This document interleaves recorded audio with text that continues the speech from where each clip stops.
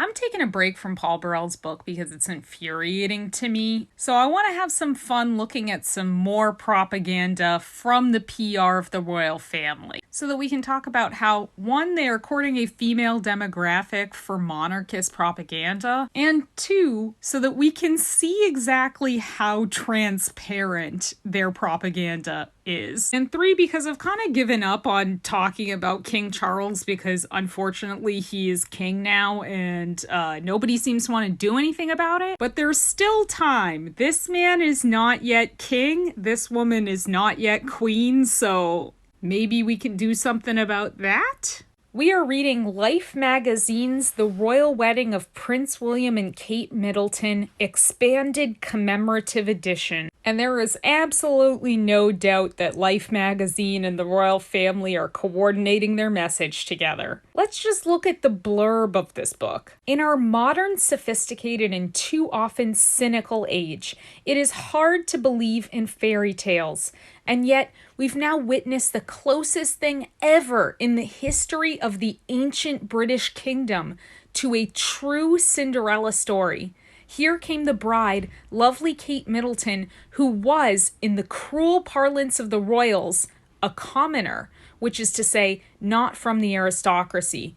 In other words, one of us. Now we're going to talk about how I'm cynically interpreting this whole book as a push for the royal family to modernize with this idea of marrying a commoner. I think that this was their way of trying to extend into the 21st century. But yeah, fairy tale, I would not call it. She and her gallant prince, William, two smart young people, met at university, fell for each other, and stayed true to their love through nearly a decade of wilting pressure from all sides. All the while, the people out there were rooting for them. The millions of people in England and throughout the world who wanted to place a bet on true love and a fairy tale ending. I'm just not understanding this line of propaganda. People were rooting for Kate and William to get together so that they could have a fairy tale. It's just not based in reality, right? This isn't how people really think. On April 29th, we all got our wish.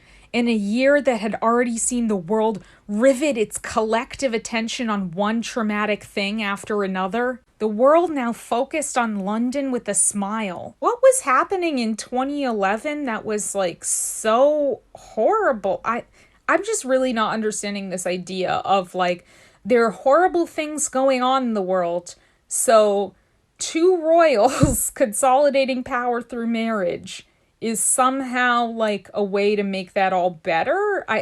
I'm just not getting it. Now just absolute confirmation of the propaganda.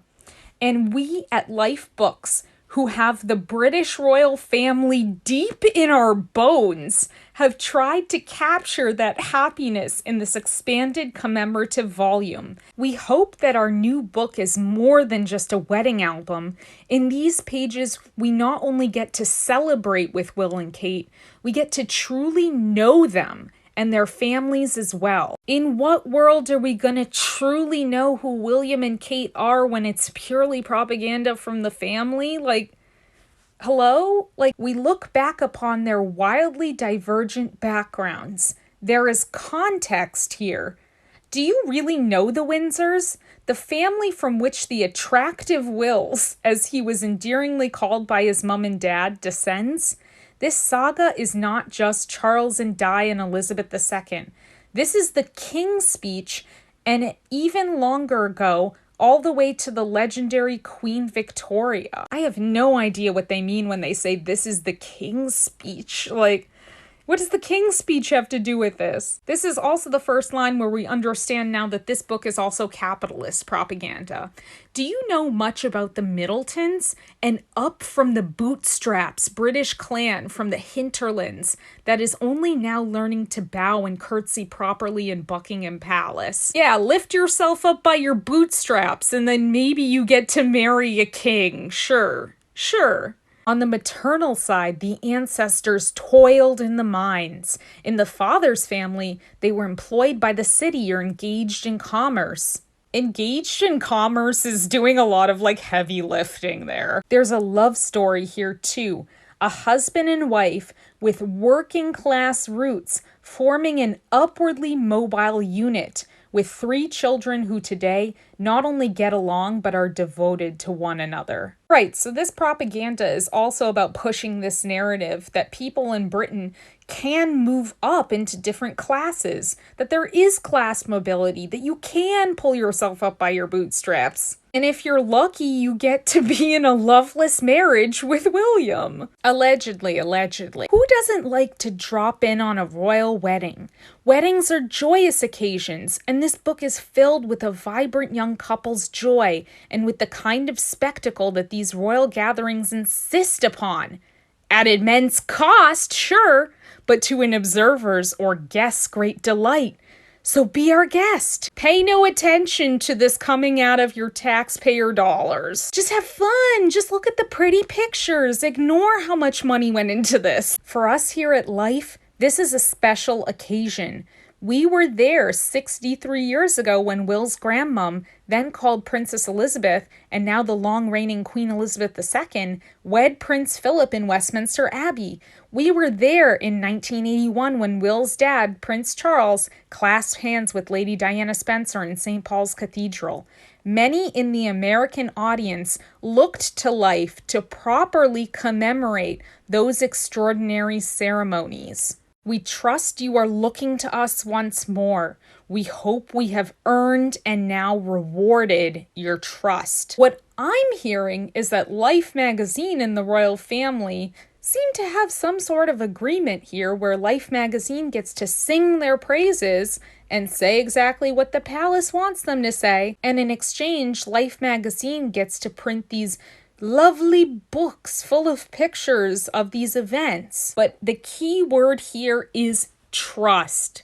These propaganda arms of the royal family want to earn people's trust by playing into their little girl fantasies of looking at fairy tale wedding photos, and then abuse that trust by filling them with misinformation and disinformation. Let's see. Have they earned my trust? Stay tuned. Welcome back to Life magazine's Royalist Propaganda. Once again, PR arms of the royal family don't understand the implications of the things that they put in print and assume that everybody that will read these words will just fall in line with the same standard cult narrative of the royal family. But if you're a normal human being, you realize that the things that they're saying are actually concerning. It could well be that there is no other life one might be born into that is from delivery to the grave, so very public, open to the scrutiny of the masses, owned in an intensely proprietary way by the people, as the life of an heir to the British throne. American presidents leave office after a while, and their kids can seek a semblance of normality. The children of celebrities are interesting to the public largely to the degree that they too seek the limelight, but a prince or princess will be watched and judged, often unfairly, every step of the way, day after day, dawn to dusk. That's a great point. Why are we allowing for children to be treated like this in the media? When William and Harry were minors, why were they allowed to be treated in this way by the media? Why weren't there boundaries put in place by the family to stop them from being judged and scrutinized as minors day in and day out? Because they don't give a shit about child welfare, that's why. But this is the part where I'm like, what am I even supposed to take from this? Foibles and faults will be laid bare at every turn, and therefore we must assume that William is an exemplary young man, one deserving of the love of such a fine young woman as Kate. Wait, why do we have to assume that? We have to assume because the media is too critical of William, like, as a member of the royal family, that therefore he must actually be an exemplary young man. Like, that doesn't make any sense. The rap sheet on Will is less than lean. It's non-existent. If it is too much to say that he is flawless, he does go clubbing, he is generally speaking faultless. What are you talking about? William is a human being. What do you mean he's faultless? He's flawless. What What? A handsome adolescent, Will was something of a royal rock star, role he played with chivalry. He toured the world representing the monarchy, behaving with great grace and maturity. As a child, apparently. Of the two brothers, it was William who was a dutiful and successful student, and he gained admittance to Eton College and then to the equally august University of St. Andrews in Scotland. And then they fluff up his credentials because they know that this is going to be read by Americans who don't know how the Scottish university system works. It says, quote, there he earned a Scottish Master of Arts degree with upper second-class honors in geography, the highest marks ever achieved by an heir to the British throne. Just to clarify, in the Scottish system, a Master of Arts is just a bachelor's degree, and upper second-class honors in geography means that he got a 2-1 in geography, which means that he didn't get a first. He's not, like, top of the class. I'm not saying it's bad. I got a 2-1, but, like, it's not that special. A lot of people get 2-1s. And it's extra sad because it actually throws Charles under the bus because it reminds us that he only got a 2-2 when he went to university. A 2-2. That you should be sad about. That's bad. Especially when you could probably bribe your way to a 2-1. Like, that's awful. Now for the creepiness. During all of this, he was watched. The palace pled for the press to leave him alone at Eton. His mates at St. Andrews went along with his alias Steve in hopes of shielding him from prying eyes, but none of it worked perfectly. And at the end of the day, none of it really mattered. What the fuck are you telling me none of it really mattered? You mean the phone hacking scandal? The PCC not protecting William when he was at school, like none of that mattered. The fact that you didn't follow your own internal regulations of the PCC, that didn't matter. What are you talking about? They mean it doesn't matter because they were able to finagle the PR to make William look perfect. Quote, the photographic record of the prince's life only confirms the public perception. This was a good kid who has now become a fine young man. The reason people the world over grew so excited about the marriage of Will and Kate is that they have liked Prince William for a long, long time. Ever since, in fact, the day he was born. You see here why these books like turn me in knots because they just rewrite history. I've read so many books from other royal biographers that show that like this is not the case. He was a normal kid. He had normal kid problems. He had struggles. He went out and drank too much. Like, he got in trouble with things. He was a normal person. They want to tell us that he was a perfect kid because the photographic record, as in the PR that the royal family has had a hand in, has hid all of the bad things, and we only see the good. The rest of the book focuses on pictures, but the captions of the pictures are always so fascinating because they are pure spin. Every June, William celebrates a birthday. Yeah, I mean, that's how birthdays work. Since the world audience vigorously attends his life, whatever the fuck that means, it is usually the case that official and unofficial photographs make their way into the newspapers and magazines. Here in 2000, he turns 18 while a student at Eton, and the images depict, quite truthfully, a dutiful, active young man who is reflective regarding the past and focused as well on the future. I don't know how you could interpret a picture to say those types of things, but it's interesting because we've already talked about this 18th birthday propaganda and how William didn't want to do it. We then get to smear Harry for no reason, where it says that William will not need to take the gentleman's B classes that later might appeal to the far less bookish Harry. Some might say doing art history and geography at St. Andrews is a gentleman's B.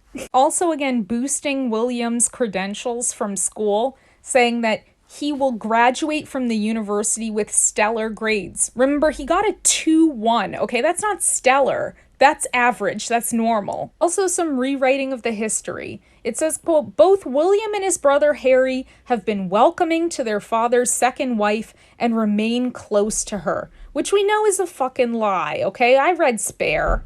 We now talk about the 21st birthday photographs taken by Mario Testino, which we also know that William, 1, didn't want to do them, and 2, that they ended up being leaked and causing all sorts of problems for the family. As said moments ago, when Charles wed Camilla Parker Bowles in Windsor in 2005, the boys seemed all for it, and publicly they have seemed nothing but cordial, attentive, and even genuinely affectionate towards her since. Again, just lies. Just absolute lies. We know that they're lies now. And let's end this episode on this just entirely terrifying, horrible page that's called, quote, Awaiting His Fate, which is horror novel material. We get Life magazine working on the sexualization of William campaign when he was a minor. They write, quote, the special issue of Life left was published in 1998 when all the world was wondering how Will was doing in the aftermath of his mother's death. The news was that he was doing okay. Though still grieving, he seemed well poised to meet the challenges of his future, including almost certainly the throne. We're rewriting the history yet again. We know at this time that William did not want to be king. He expressed that he didn't want to be king. There was an entire fucking book called The Truth About the Man That Doesn't Want to Be King, or whatever the fuck that byline was. Everything is about popularity. We continue. As things have eventuated since then, it has become clear that many, if not most, Brits wish he could be crowned tomorrow. They love Will, and they now have spent a good long time loving Kate. They don't necessarily love Charles, and polls published in the wake of the royal engagement, which only boosted Will's stock further, indicated that more than half of all of the English hope that Will be their next king. The son is having none of it, according to confidants, and supports his father as the sovereign-to-be, because otherwise it's democracy. Part 3, Meet the Windsors, or Rewriting History Again and Again and Again. It is absolutely mind-boggling to me that the royal family thinks that I don't know history, and that they think they can repackage their story as some sort of success story, when I can poke holes in everything written in this book just from a Google search and watching The Crown. The book makes the absolute bang on the money point that people are questioning the monarchy while also repeating the lie that the monarchy has no real power. The Windsors have enjoyed such an erratic run on the throne that on more than one occasion they have caused even the most loyal of their subjects to question whether the monarchy, which has been largely for show and without any real power throughout their long tenure, is worth the bother and particularly the expense. This is absolute nonsense. Of course the monarchy still has power. The monarch is the head of state, the head of the Church of England, and a billionaire. Of course they have power. So that, coupled with the aforementioned expense, does raise a couple questions. I also love the doublethink that we have to have, where they say that they have no political power, but then right in the next paragraph, they say that the term House of Windsor was, quote, adopted for political purposes. The monarchy, doing things purely for PR since 1837. Are they political or not? Let me know. They even go on to call this a, quote, masterful PR move. The family is so out of touch with reality that they think that we're supposed to applaud them for doing things for political purposes to keep power. It exposes how much time they put into PR and how little time they put into helping their citizens be happier, healthier people. We also get a slam on the Middletons for literally no reason. We don't want to make too much of this. Well, perhaps we do, but the contrast between the Windsors and the Middletons, as proved by narrative facts and also by the pictures, couldn't be greater. The former is an ancient clan reaching back through centuries to folks who once ruled an empire upon which, as they say, the sun never sets. Just throwing in a little bit of neo-colonialism in there for funsies. It's odd because the book wants to have it two different ways. They want to disparage the lower class riffraff because they're not royal, while also trying to create an inspiring narrative about class mobility. But it makes the writers, and by extension, the Windsors, look like absolute dicks. The last absolutely baffling piece of literally 1984 newspeak is this section called, quote, "What to Think About Charles." Whatever the hell I want to think about Prince Charles. What are you talking about? How about you give me the facts and evidence, and then I use my brain as intended to form educated opinions instead of just believing whatever fucking propaganda you want to put in there. These guys literally think we're all sheep. He was such a cute boy when entering palatial realms more than a half century ago.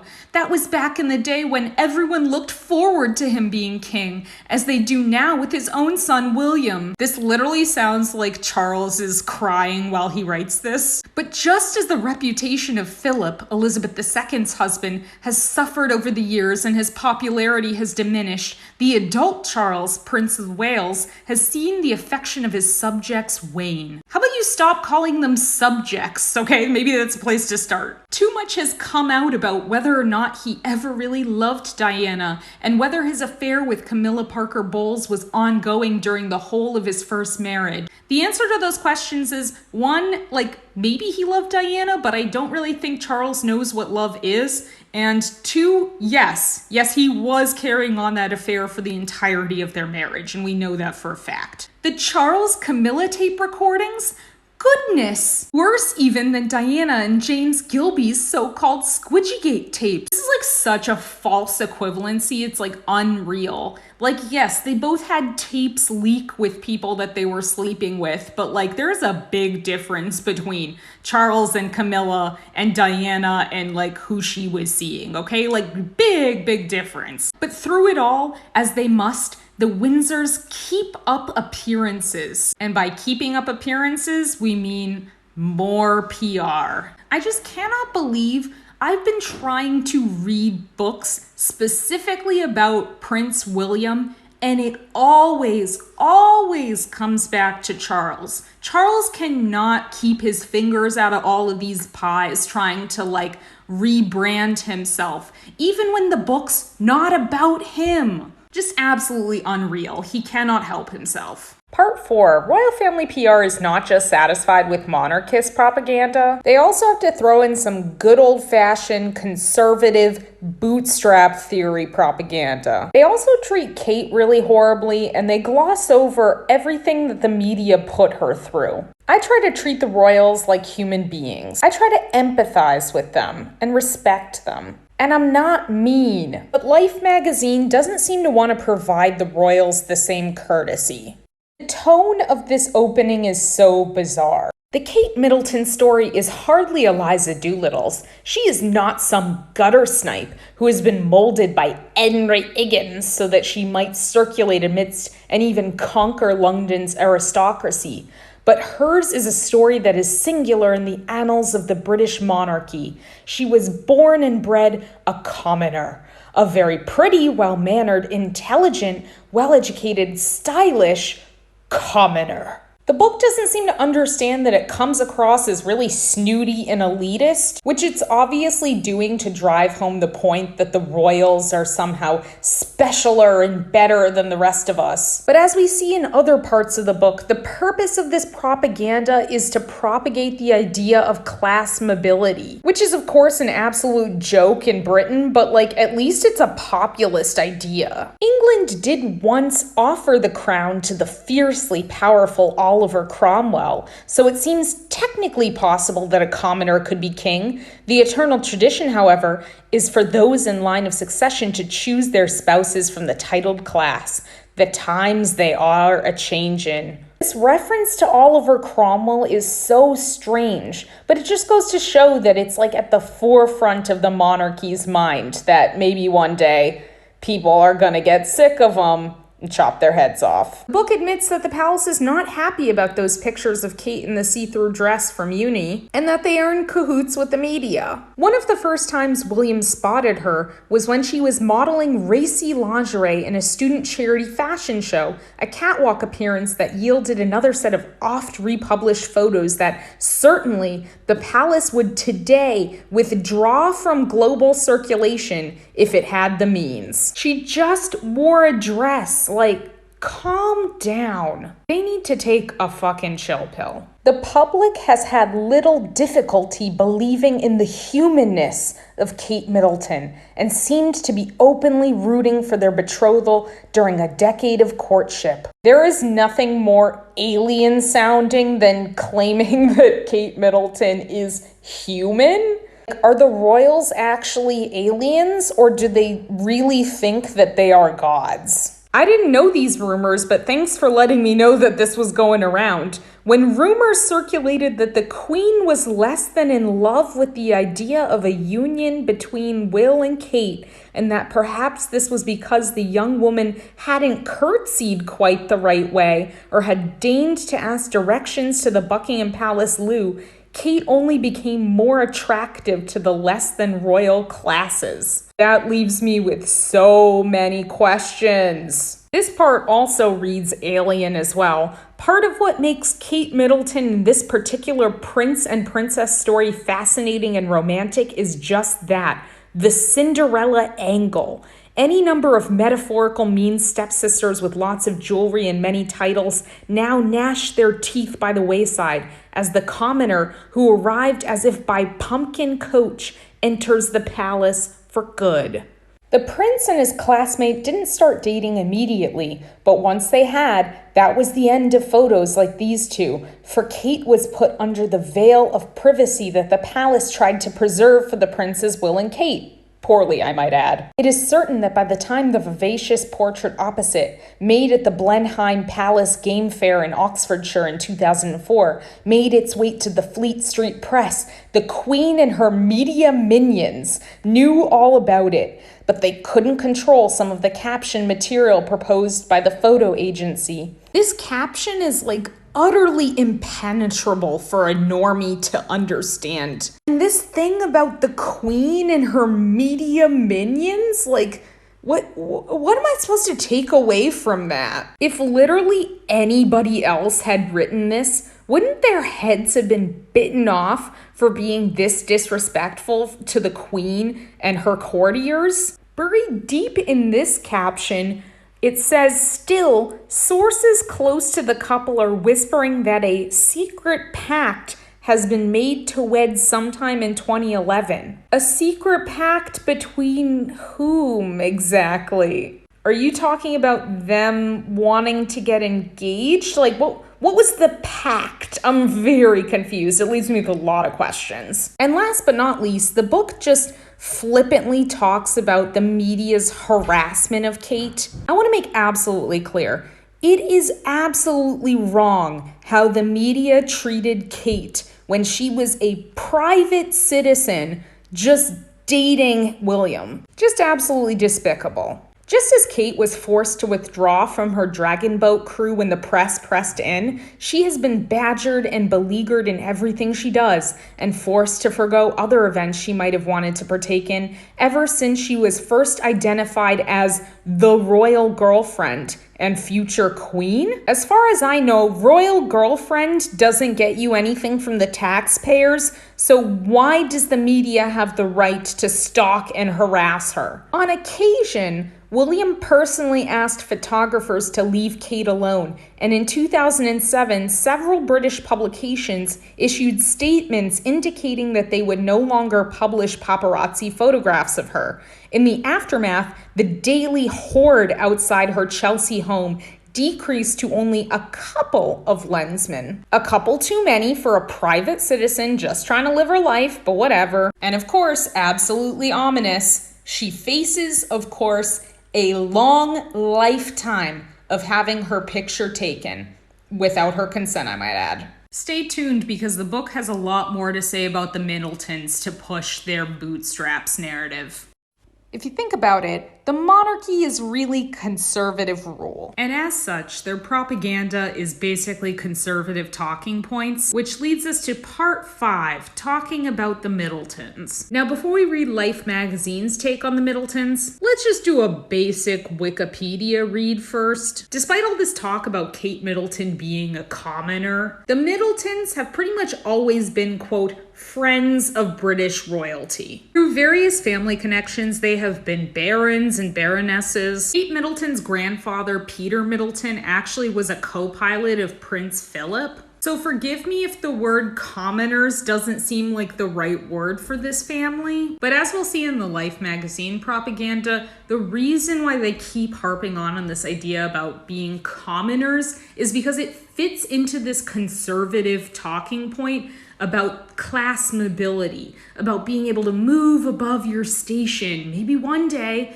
if you're really good, you'll be lucky and you too get to marry into the royal family. If Austen or Dickens had written this romance, she or he would have called the family from which the bride emerged the Middletons. The reader would have inferred immediately, middle class, centered, something other than upper, and probably weightier, more grounded, more real. Kate could never have come from a family with a surname such as Kingsley or Royalton.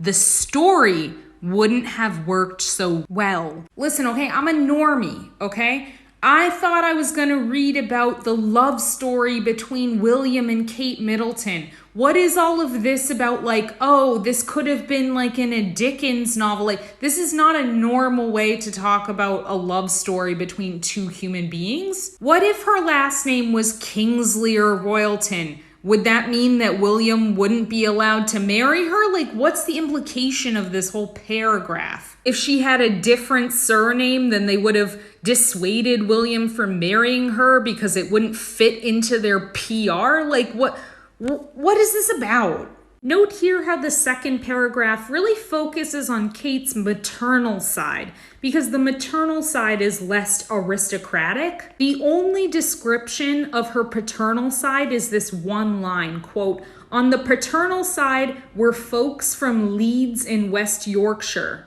which if you're British makes it sound like he was like from a coal mining family or something, but no, he was an aristocrat. His grandfather literally was a co-pilot of Prince Philip. They were friends with the royal family. The Middletons, increasingly important in his life, were something new for William. A tightly knit, non-aristocratic, just a flat-out fucking lie, unsensational British family. They then go on to bash James Middleton for literally no reason. Like, it's not relevant to their love story or anything. It's just to make him look like an asshole. I'm not saying he isn't an asshole, but like the way that they try to do it is so bizarre as well. James made a faux pas in the view of Buckingham Palace when he sought publicity by baking a cake that depicted the face of Diana for a magazine feature. Now, doing some quick Google foo, the only reason why he did this is that he was supposed to bake some cakes for Hello Magazine's 21st birthday because he runs like a cake business. And one of the 21 cakes had Diana's face on it. Like,